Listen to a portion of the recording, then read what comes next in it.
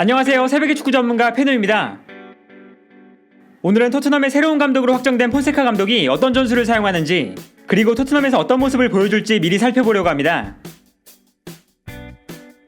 먼저 폰세카 감독의 이력을 살펴보면 포르투갈 프리메이라 리가에서 중하위권을 맴돌던 파수스 드 페이라를 이끌고 2012-2013 시즌 리그 3위를 기록하면서 주목을 받기 시작했습니다. 그리고 2012-2013 시즌의 성적을 인정받아서 2013-2014 시즌에는 포르투의 감독으로 부임하는데요. 그러나 포르투에서는 챔피언스리그 조별리그 탈락, 그리고 리그 5위라는 부진한 성적을 기록하다가 시즌 중반 경질당하고 말았습니다. 포르투에서 경질당한 이후에는 곧바로 다음 시즌 파수스 드 페이라로 돌아갔는데, 돌아온 이후에는 이전처럼 좋은 성적을 거두지 못하면서 리그 8위를 기록했고 시즌이 끝난 후 그대로 팀을 떠나게 되었습니다.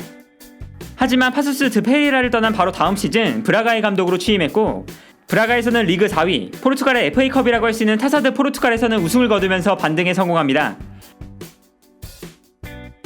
그리고 포르투갈에서의 성적을 인정받아서 샤흐타르의 감독으로 부임하는데요. 샤흐타르에서는 3시즌 동안 리그 우승 3회, 리그컵 우승 3회로 우크라이나 내에서 참가한 모든 대회에서 우승하는 모습을 보여줬고, 2017-2018 시즌에는 챔피언스리그 16강에 진출하면서 성공적인 감독 커리어를 보냈습니다. 그리고 샤흐타르에서의 좋은 성적을 바탕으로 2019-2020 시즌 로마의 감독으로 선임됩니다. 로마의 감독으로 부임한 첫 시즌에는 리그 5위와 유로파리그 16강, 두 번째 시즌에는 리그 7위와 유로파리그 4강에 진출했고, 두 시즌 동안 다소 아쉬운 성적을 기록했기 때문에 시즌이 끝난 이후 계약을 연장하지 못하고 팀을 떠났는데요. 커리어 전체적으로 보면 파수스 드 페이라를 맡았던 첫 시즌이나 샤흐타르 시절에는 굉장히 훌륭하게 팀을 이끌었지만, 포르투나 로마를 이끌었을 때는 부진한 성적과 좋지 않은 경기력으로 많은 비판을 받기도 하면서 맡았던 팀마다 기복이 있는 편입니다. 다만 좋은 모습을 보여줬던 시즌의 경기들을 보면 분명 팀을 훌륭하게 이끌 수 있는 잠재력이 충분한 감독이라고 할 수 있는데요.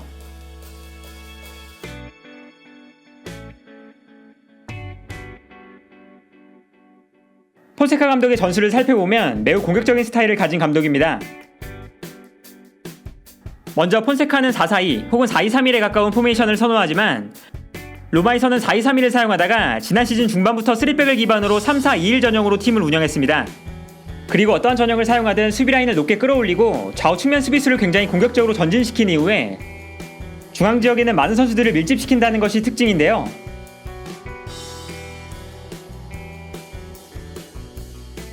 좀 더 세부적으로 폰세카 감독의 전술을 알아보면, 폰세카는 좌우 풀백을 공격적으로 활용하기 위한 전형을 만들기 위해 노력합니다.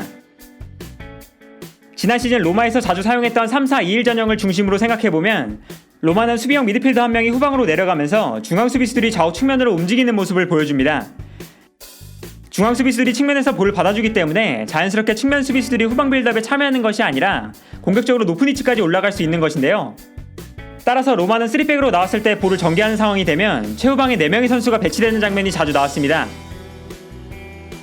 예를 들어 이 장면을 보면 로마는 3백을 사용하고 있고 수비형 미드필더인 디아와라가 중원에 배치되어 있는데요. 이때 빌드업이 시작되면 디아와라가 수비라인으로 내려오고 중앙 수비수들은 측면으로 움직이면서 포백에 가까운 전형을 형성하게 됩니다. 그리고 중앙 수비수들이 측면으로 움직이기 때문에 좌우 측면 수비수들이 공격적으로 올라가는데요. 결과적으로 경기를 보면 로마는 볼을 전개할 때 수비형 미드필더가 수비라인으로 내려가면 중앙 수비수들은 좌우 측면에 배치된 전형이 만들어지고, 측면에서 중앙 수비수가 볼을 받아주기 때문에 측면 수비수가 높은 지역으로 올라가는 것을 볼 수 있습니다. 그리고 포백을 사용하는 경우에는 미드필더 한 명이 수비라인으로 내려오면서 3백을 만들고 좌우 풀백이 공격적으로 올라가는 전형을 만들었습니다. 이처럼 기본적으로 좌우 풀백을 굉장히 높은 지역까지 올리는 것이 폰세카 감독의 축구가 보여주는 가장 큰 특징인데요.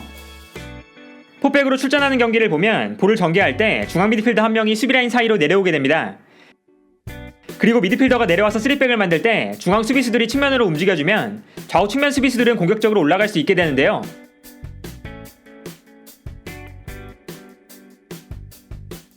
한편 좌우 측면 수비수들이 공격적으로 올라갔을 때는 공격형 미드필더들이 중앙으로 모여들면서 중앙에 많은 선수들이 배치되는 전형을 만들었습니다.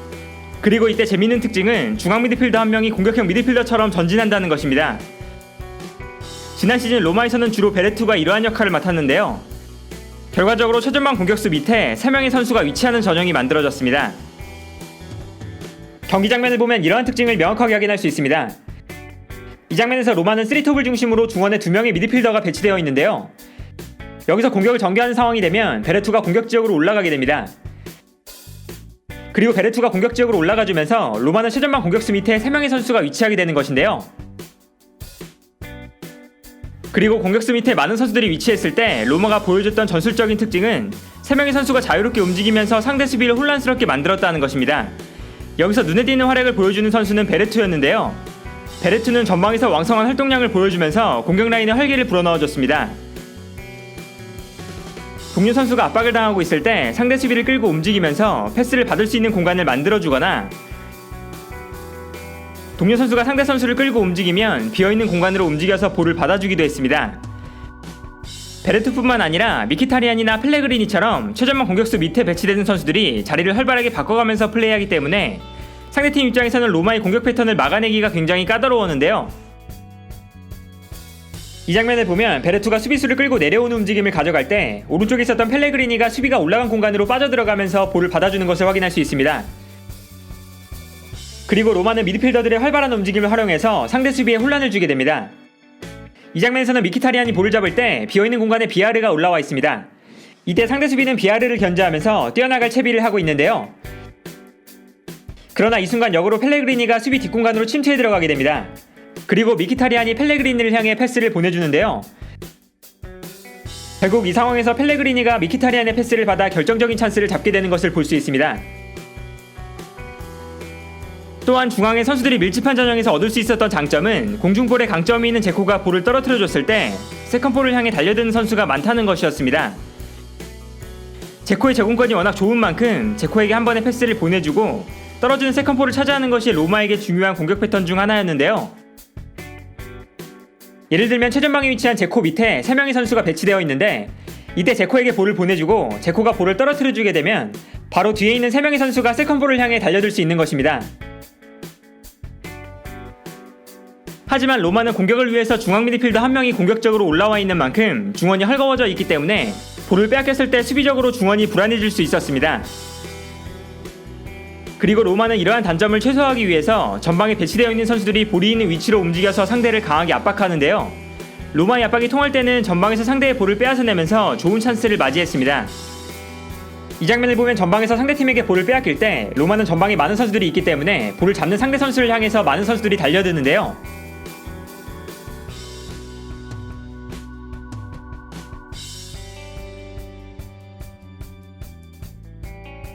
그러나 로마의 전방 압박은 시즌 전체적으로 봤을 때 실패로 돌아가면서 역습을 허용하는 경우가 굉장히 많았습니다. 특히 베레투가 올라가 있는 상황에서 중원의 공간이 많이 발생할 수밖에 없었는데 수비수들이 과감하게 올라와서 중원 공간을 메워주는 플레이에 부족함이 있었는데요. 결국 수비와 공격의 간격이 너무나 멀었기 때문에 로마를 상대하는 팀은 로마의 전방 압박을 이겨내고 중원으로 볼을 보내줄 수만 있다면 중원에서는 로마의 압박을 받지 않고 편안하게 볼을 소유할 수 있었습니다. 예를 들면 이처럼 로마가 전방에서 강한 압박을 시도하고 있는데요. 그러나 상대팀이 로마의 압박을 풀어나오는 순간 전방에서 압박을 시도하는 선수들과 후방에 위치하고 있는 선수들의 간격이 넓어서 상대팀은 중원에서 여유롭게 볼을 소유할 수 있습니다. 그리고 여기서 중요한 포인트는 로마의 수비 라인이 공격을 위해 높게 올라와 있는 만큼 중원에서 상대팀이 아무런 압박을 받지 않으면 로마의 수비 뒷공간으로 정확한 패스를 보내줄 수 있었다는 것입니다. 결과적으로 로마의 최후방 수비수들은 상대팀이 수비 뒷공간으로 패스를 보내줬을 때 상대팀 공격수들과 1대1로 스피드 경쟁을 펼쳐야 할 때가 많았습니다. 따라서 로마의 압박이 없는 상황에서 상대팀이 중원에서 볼을 받게 되면 높게 올라와 있는 로마의 수비라인 뒤로 공격수가 뛰어들어가고 상대팀은 편안하게 패스를 보내주는 장면을 자주 확인할 수 있었습니다.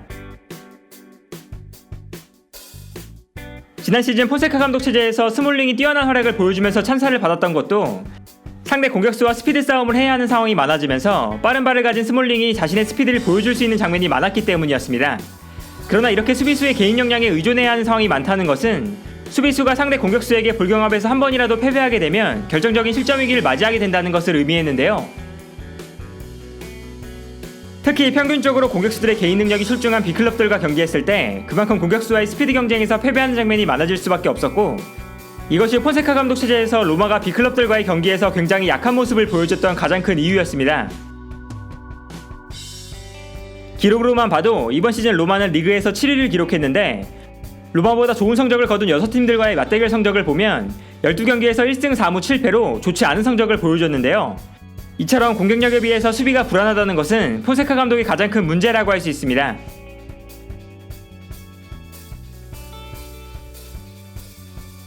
한편 폰세카 감독은 점유율을 높게 가져가는 것을 선호하는 감독은 아닙니다.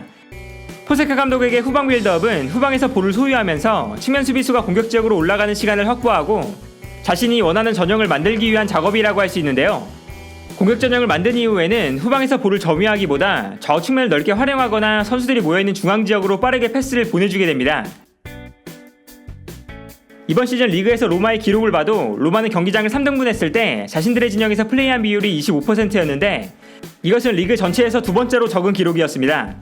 볼 점유율을 봐도 51.5%, 리그 전체에서 8위에 해당하는 기록으로 그렇게 높은 볼 점유율을 보여주지 않았는데요. 다만 지난 시즌 로마가 빌드업 과정에서 문제였던 점은 공수 간격이 너무 넓다는 것이었습니다. 앞서 살펴본 것처럼 미드필더 한 명이 내려오고 앞선에서는 공격 숫자를 늘리기 위해 베레투가 높은 지역으로 올라가면 결국 중원에는 선수가 사라지면서 간격이 너무나 넓어지는데요. 이러한 상황에서는 수비라인에서 공격 지역으로 한 번의 패스를 보내줘야 하기 때문에 패스의 길이가 길어질 수밖에 없는데 이때 패스의 정확도는 자연스럽게 떨어지게 되는 것입니다. 예를 들어 이 장면을 보면 수비형 미드필더인 디아와라는 수비라인으로 내려가 있고 중앙 미드필더인 베레투는 공격 라인으로 올라가 있기 때문에 순간적으로 중원에는 선수가 없는 상황이 발생하게 됩니다.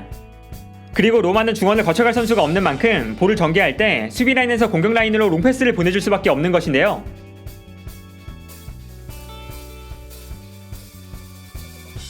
종합적으로 폰세카 감독의 전술을 생각해보면 폰세카 감독의 전술과 토트넘 선수들의 성향은 비슷한 점도 있고 서로가 차이가 나는 점도 있습니다.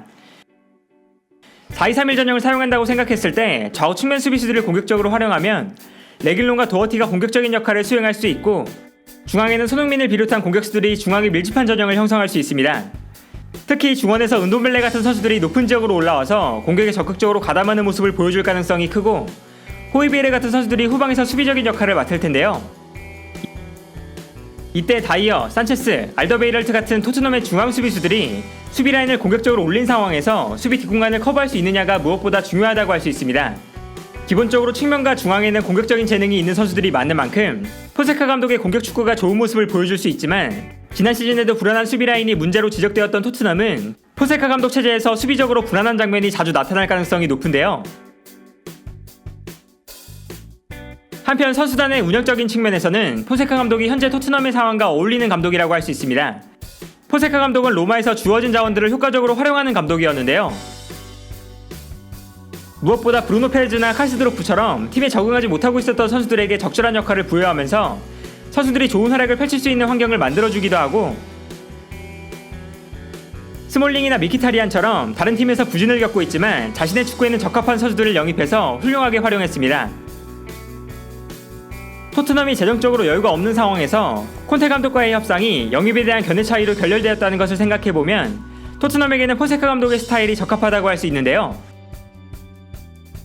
오늘은 이처럼 토트넘의 새로운 감독으로 유력한 폰세카 감독의 전술에 대해 살펴봤습니다. 콘테, 나겔스만, 테나흐처럼 처음에 언급되었던 감독들을 데려오지는 못했지만 폰세카 감독도 충분히 좋은 모습을 보여줄 수 있는 잠재력이 있는데요. 과연 폰세카 감독이 다음 시즌 어떤 모습을 보여줄 수 있을지 토트넘의 팬들은 기대와 걱정이 공존하는 시즌을 보내지 않을까 합니다. 오늘 영상은 여기까지고요. 시청해주셔서 감사합니다.